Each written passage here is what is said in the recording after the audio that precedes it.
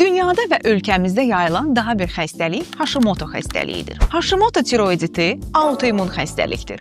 Bu zaman immun sistemi tiroid vəzini hədəfə alır və xroniki iltihab yaradır. Hashimoto xəstəliyini sağaldan xüsusi möcüzəvi pəhriz yoxdur. Amma bəzi elmi əsaslı qidalanma yanaşmaları xəstəliyin gedişatını yüngülləşdirə və simptomları azalda bilər. Glutensiz qidalanma planı bəzi xəstələrdə effektiv olur. Çünki Hashimoto xəstələrinin bəzilərində yanaşı olaraq çölyak və gluten həssaslığı müşahidə olunur. İddia olunur ki, kələm qrupunda yer alan qidalar, kələm, brokoli, gül kələmi, brüssel kələmi kimi qidalar Hashimoto xəstələrinə zərərlidir. Belə ki, bu qidaların xəstələrə zərər verməsi üçün onu çiğ halda 2 kiloqram günə yemək lazımdır.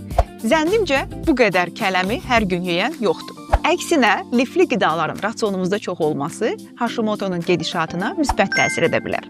Hashimoto'lu xəstələrinə tövsiyə olunan qidalar: zülal mənbələr, yumurta, balıq, toyuq, dəniz məhsulları, paxlallar, sağlam yağlar, zeytun yağı, avokado, qoz, badam, chia və kətan toxumu, kompleks karbohidratlardan qarabaşaq, yulaf, qara düyü, lif və antioksidantlar, yaşıl yarpaqlı tərəvəzlər, gilə meyvələr, kök, çoğundur. Fermentləşdirilmiş qidalar, kefir, qatıq, kələm turşusu, bunlar bağırsaq mikrobiotası üçün olduqca faydalıdır. Selenium mənbələrindən günə 2 ədəd Braziliya qozu, ton balığı, yumurta əlavə etmək olar. Sink və dəmir mənbələri olaraq balıq, yumurta sarısı, mərcimək, noxud.